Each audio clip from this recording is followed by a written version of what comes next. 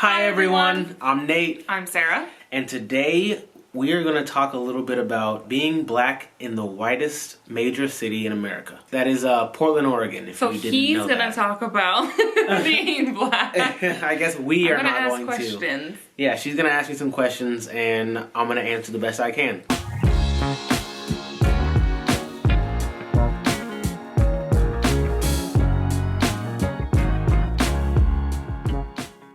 Little disclaimer, everything that I say is only out of personal experience and I do not speak for every single black person in Portland. I am 24. I've been here my whole life. Ready for me to be nosy? Yeah. Okay.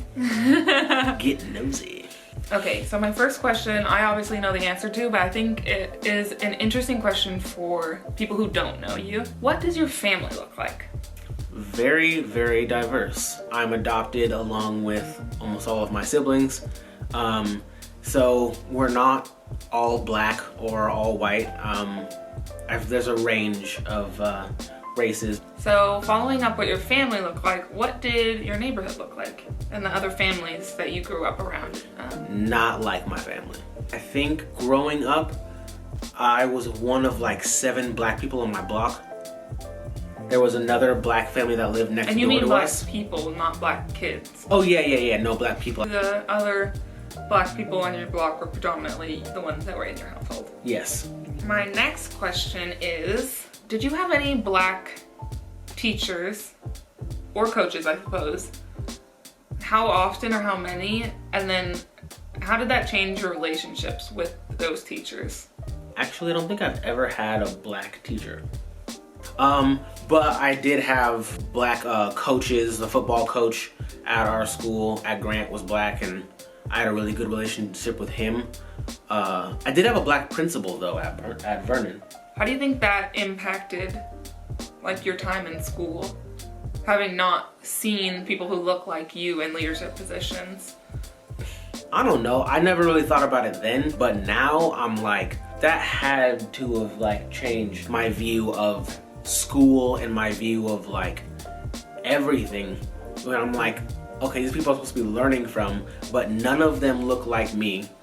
And on top of that, when we are learning about like the people that look like me, black history or whatever, it's like 2 days and then we off it. The only frame of reference I could even think to like compare it to is when I've had female teachers. Like I have a really hard time thinking of a single male teacher that I felt connected to. I think there's probably one that comes to mind. Like if I needed help with something, I felt comfortable asking him. I can't think of a different teacher really that I felt that comfortable with, or like even just someone that I felt comfortable enough with to ask career advice or things like that. Yeah, that's true. Like because I felt a personal connection to them just because I was like, this person looks like me. Because I feel like a lot of times, we've talked about this before, where in a lot of public school settings, it's kind of up to the student to push themselves beyond like the baseline of what they need to like graduate. And I feel like thinking back to the students who like actually did that, a lot of them had good connections with teachers. This is true, yeah. Because those extra connections are what like how they figured out what extra things they could do to better prepare themselves for whatever their goals were. And so I feel like having that connection of like you look like me or you've experienced the same struggles as me impacts the ability to make those kinds of relationships. Not saying that it's impossible to make them if they don't look like you, but it's definitely a lot easier. Yeah, especially when you're younger, I think. My next question is, what was it like being one of or the only black student in classes or potentially schools? As soon as I did think about it, I was like, this is crazy. How do they feel different for you? I have a pretty good ability to, like, I wouldn't want to say blend in, because I feel like that kind of means that I'm like minusing myself, but kind of like fit in and get along with everybody. It never felt like I was an outsider until I looked back at it and then kind of felt like I was like, maybe I was a little bit more of an outsider than I thought I was. But it was definitely nice for to be less and less of a minority though.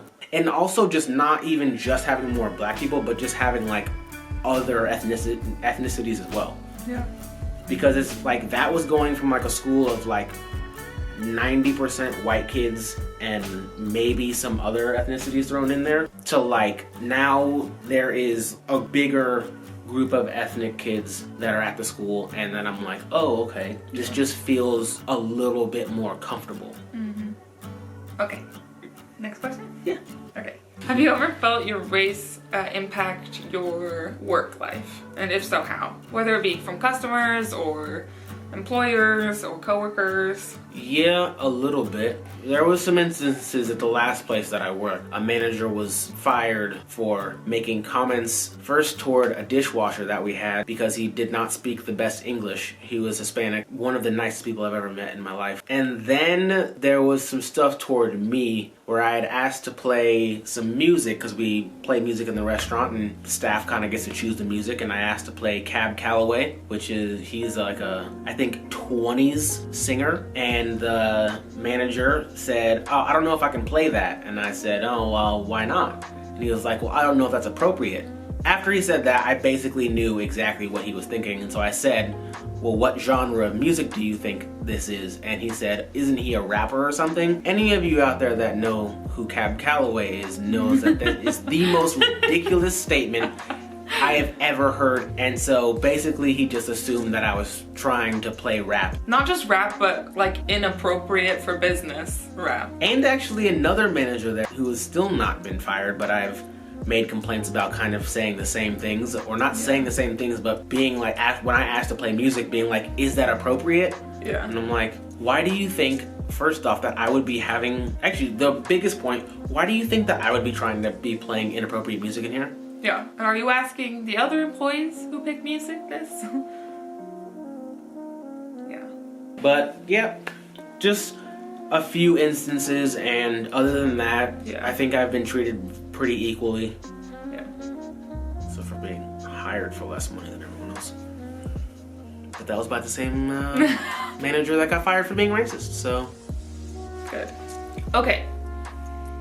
This is a sensitive question in the time of the pandemic.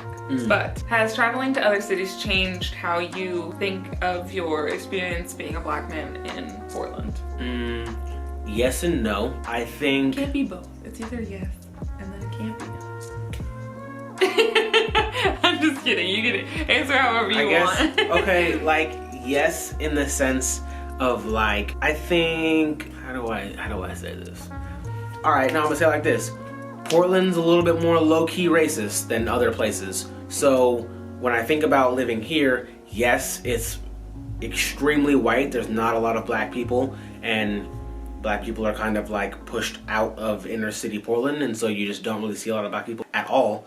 But other places, it's a little bit more overt, and it's scarier. And it doesn't seem scarier, it is scarier because it is kind of more dangerous. I feel like it's not a violent racism here, not as much, because there is still a less violent experience here than compared to other. Yeah. Like, you know, it also might play a part too that like I know this city, so I know where to stay away from. That's true. I'm just thinking of our road trip, and I'm thinking of different experiences we had where it was like scary. Yeah, it was scary. Like there were places that I felt scared as a lady, and there was definitely places that I was scared for you as like probably one of the only black people within miles. There's a lot of places where I was like, yeah, not trying to visibly be scared, but in my mind I was like, all right, we're in that place, so hustle. Yeah, I need to be ready to move. Yeah. At all times, but I don't know if maybe it's just my experience, but I am very grateful that that feeling doesn't happen too much to me here. But like I said, I think that plays a little bit of a part in the fact that I'm from Portland. I've grown up here my entire life. I know where to stay away from, and I know if I am in those areas, you get in, you get out. If you wonder, I don't need glasses, you guys, but I wear glasses. People with glasses are less threatening looking.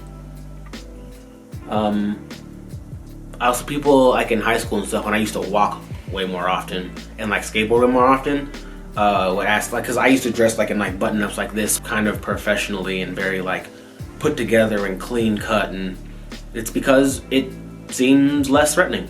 Yeah.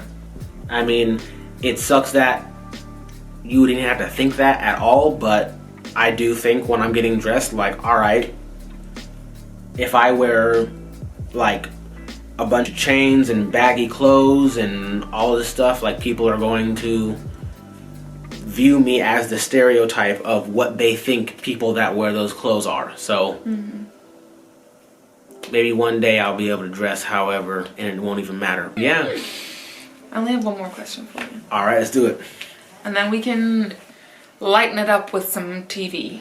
Yeah. Okay. This is like watching this is like a therapy session. It really is. This is always how these videos feel. Okay, last question. What's up with the head nod? What she's talking about, I'm sure most of you know, but typically when two black people cross each other, there is a little head nod, or it's either down or up. I feel like it's usually up though. It's like a down up. Yeah, it's like, yeah, and it's just like an acknowledgement. Yeah. White people do this. And like, yeah, and we're talking about the nod of black people. When black people walk past each other or see each other, you can be in a car, they're on the street, and there's a little a nod. And I feel like it's just an acknowledgement. It's like a saying what's up without saying anything. Yeah. No one tells you to do it. Yeah. It reminds me of when me and another woman are the only females or female presenting people on like a public transportation or something like that. And there's kind of, sometimes there will be like something reminiscent of that, I suppose, like where it's just kind of like acknowledgement of like, I'm looking out for you, I see you, you're not alone. That's what I feel about the head nod too. I feel like it's just like I got you, like I see you. For me, I feel like if I ever did need something and I head nodded someone and was like, hey, will you help me with blank? I feel like it would happen. And the same for me if someone were to ask me, yo, I need you, like, can you walk with me, or like I need you to whatever. You know? Thanks for letting me learn from you. Yeah.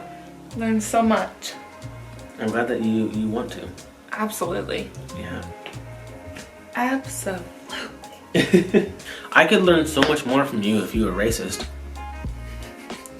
I could really like ask you questions on like, what is it like? Why do you feel this way? I don't understand.